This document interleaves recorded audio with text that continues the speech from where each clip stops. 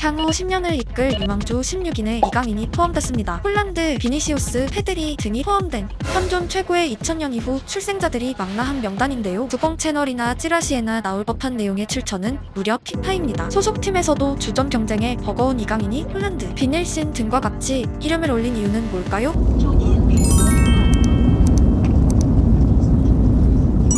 공중파 프로그램을 통해 이름을 알린 이강인은 만화영화 주인공 같은 성장 배경을 가졌습니다.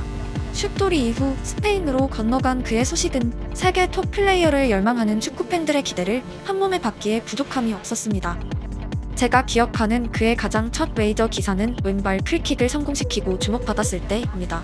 그의 나이를 고려하면 믿기 힘든 포물선을 그린 볼은 골문을 지켰겠고, 이를 당시 토트넘 소속의 솔다도 선수가 자신의 트위터에서 극찬하며 화제가 되기도 했었습니다. 왼발킥 원툴은 아닐까?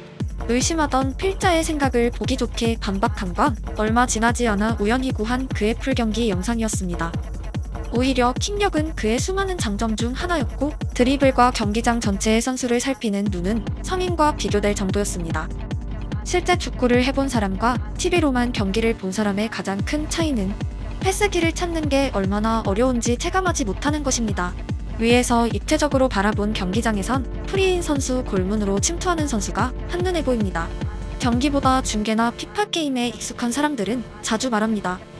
왜 저길 못 봐? 하지만 경기장 안의 선수들은 평면에서 넓은 경기장을 파악해야 하고, 심지어 내 발밑에 볼이 있을 때, 나아가 눈앞에 대인 마크가 붙었을 때 주의력이 경기장의 먼 곳으로 향하는 건 초인적인 능력입니다. 처음 축구를 하면 리프팅만 해도 모든 신경이 집중돼 바로 앞 친구가 공중제비를 돌아도 눈으로 보기 쉽지 않습니다. 이강인은 과거 최고의 패서들처럼 경기 중 수시로 저기로 보낸다고 감탄하게 하는 패스를 뿌립니다. 그의 드리블에 대한 자신감은 공을 받기도 전에 상대 수비수보다 전방의 우리 편과 상대편을 미리 살피기에 최적화되어 있습니다. 앞에 수비 한 명 제치는 건 당연하고 다음 플레이를 하겠다는 의지입니다. 반대로 한 명의 수비 압박도 뚫기 어려운 유형의 선수는 눈앞의 상대에 대한 과도한 집중력으로 먼 곳의 상황을 인지하는데 어려움을 보입니다. 세계적인 패서들이 킥원툴이 아니라 대부분 탈압박에 뛰어난 이유입니다. 지단의 드리블은 브라질 대표팀을 상대로도 우아했고, 피를로의 퍼스트 터치와 볼 감각은 가끔 세계적인 수비수들을 바보처럼 보이게 했습니다. 국뽕 한 스푼을 먹고 이강인의 하이라이트 영상을 보면 그의 패스와 드리블은 세계적인 10번 선수들과 비교해도 부족하지 않습니다. 그의 플레이 스타일은 과거 클래식 10번, 한국 축구가 절대 보유할 수 없을 듯했던 경기장의 에이스이자 미드필더의 슈퍼스타 10번 그 자체입니다. 그러나 탑 클래스의 장점을 가진 선수가 소속팀에서도 주전 경쟁이 힘든 이유도 뚜렷하고, 이는 하이라이트 영상보다 90분 풀영상에서 더욱 잘 보입니다. 첫째, 느린 스피드입니다. 이강인 플레이의 하이라이트 필름은 대부분 팀이 공을 소유하고 있는 상황에서 나옵니다. 공격에서 그가 스피드를 활용해 역습하는 장면은 거의 나오지 않습니다. 윙어만큼 스피드가 중요하진 않은 포지션이라고 해도 현대 축구의 기본인 압박 전술에서 이어지는 카운터 어택에 그는 공을 뿌려주는 역할 외엔 잉여 자원이 될 가능성이 높습니다. 그리고 중원에서 그가 공을 뺏겼을 때 상대를 쫓아가는 속도도 느려서 가끔 상대 뒤에서 어이없는 반칙을 범하는 경우가 많습니다. 둘째, 비효율적인 플레이입니다. 공을 가지고 있지 않을 때 그의 위치 선정과 오프 더 볼에서 뛰는 양 대비 의미 없는 움직임이 많습니다. 소속팀 경기를 보면 이강인은 우리 팀을 살피는 시야력에 비해서 우리 팀의 유기적인 움직임의 하나의 동력으로 녹아드는 능력이 부족합니다. 이는 지공 상황에서 같은 편이 패스를 주기 어렵게 만들어 이강인은 비교적 상대의 압박 상황에서 패스를 받고 특유의 움직임으로 탈압박을 시도하는 빈도가 높습니다. 여기서 발생하는 그의 유려한 몸 동작은 탄성을 자아내게 하지만, 더 높은 레벨의 선수들은 동료가 쉽게 패스를 줄 수 있는 길목에 자리하고 다음 플레이를 풀어가는 경향이 많습니다. 현재 피치의 상태를 주시하는 능력은 뛰어나지만 그 다음 상황에서 팀과 상대팀의 전술적.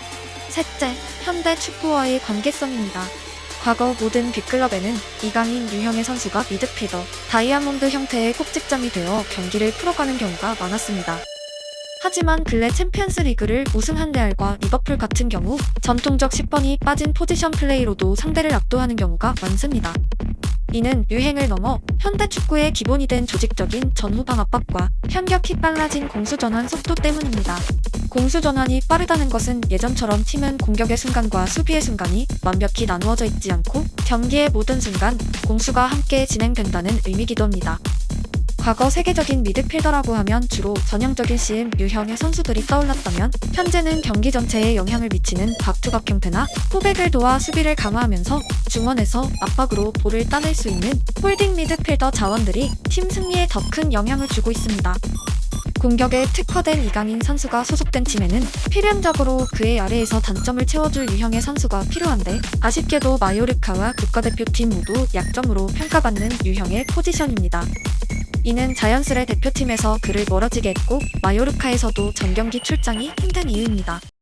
더 큰 문제는 전 세계 모든 팀들이 4명이나 5명의 미들진이 모두 공수에 강점이 있는 선수들로 채워지는 경우가 늘고 있다는 점입니다. 만약 이강인이 전경기에 출장하려면 팀에서는 반드시 이강인을 보완할 선수를 동시 출장시키고 팀의 전술을 완벽히 이강인을 중심으로 짜는 모험을 감행해야 합니다. 이처럼 수많은 단점에도 불구하고 그가 피파 유망주에 뽑힌 이유는 단순합니다. 그는 U20 월드컵 골든볼 수상자이기 때문입니다. 피고 로베르토 카를로스 라울 아무니 오원샤비 캄비아소 세스트 디마리 아비달 수아레즈 이스코 호나우디뉴 테베즈 다비드 실바 마르셀루 그리즈만 조르디 알바 쿨리발리 해리 케인 가브리엘 제주스 등 대회에 참가한 후 월드클래스로 성장한 선수는 하루 종일 말할 수 있을 정도입니다. 하지만 저들은 모두 골든볼 수상에 실패했습니다. 마라도나, 아드리아누, 리오넬 메시, 세르지오 아기로, 폴 포그바 등이 대회 골든볼 수상에 영예를 안았고 이강인은 다른 골든볼 수상자들에 비해서도 대회에서 보여준 활약은 부족하지 않았습니다. 만 21세의 유스컵 골든볼 수상자를 비판은 실패한 선수로 규정할 수 없고 세계 최고 유망주 중 한 명으로 꼽을 수밖에 없는 이유입니다. 만 21세 이강인에게 필요한 것은 진화입니다. 사라져가는 클래식 10번의 장점을 계승하되 현대 축구에 어울리는 선수가 돼야 합니다. 현존 세계 최고의 패서 중 한 명인 데브라이너는 이강인보다 나은 킥력과 패스를 왼발, 오른발로 뿌립니다. 심지어 윙어 출신으로 수비수에게 속도로 따라잡히는 경우도 거의 없습니다. 중앙에서 드리블로 공을 끌지 않고 몇 번의 터치로 탈압박하거나 동료를 이용해 경기를 풀어갑니다. 심지어 경기당 12에서 13km를 뛰는 괴물 같은 활동량까지 보여줍니다. 과거 외질이나 괴츠만큼의 시각을 마비시키는 개인기를 보여주지 않는 그가 현 세계 최고 미드필더 중 한 명으로 불리는 이유입니다. 지금 이강인이 데브라이너만큼의 주력을 가지긴 쉽지 않습니다. 하지만 적어도 그의 경기 운영 능력과 심폐지구력은 충분히 성장시킬 수 있는 나이입니다. 데브라이너는 볼프스와 페그리니 시절 지금과는 전혀 다른 스타일의 찬스메이커 타입이었습니다.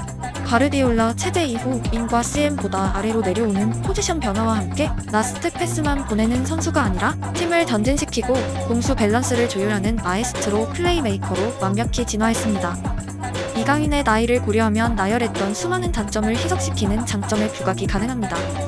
과거 이강인만큼 발이 느렸던 선수로 피를로가 있습니다.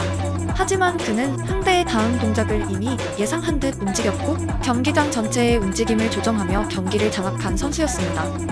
세상의 오베르마스의 스피드, 베르캄프의 퍼스트 터치, 호나우두의 결정력, 호나우딩요의 드리블, 로베르토 카를로스의 슈팅력을 동시에 가진 선수는 없었습니다. 저마다 자신의 장점과 단점을 완벽히 이해하고 그 당시의 축구에 맞는 선수로 발전하며 하나의 캐릭터를 가질 수 있었습니다. 20세 이하에서 경기를 압도했던 파괴력은 성인 무대에서 이제 볼 수 없습니다. 그의 장점만으로 충분했던 무대를 지나 단점이 명확해진 지금 평범한 선수로 남지 않고 다음 레벨로 나아가길 기대합니다. 그리고 올드축구 팬들에게 로망과도 같은 클래식 10번 그 자체인 그가 시대의 풍운하가 아니라 현대축구에서 증명하길 응원합니다.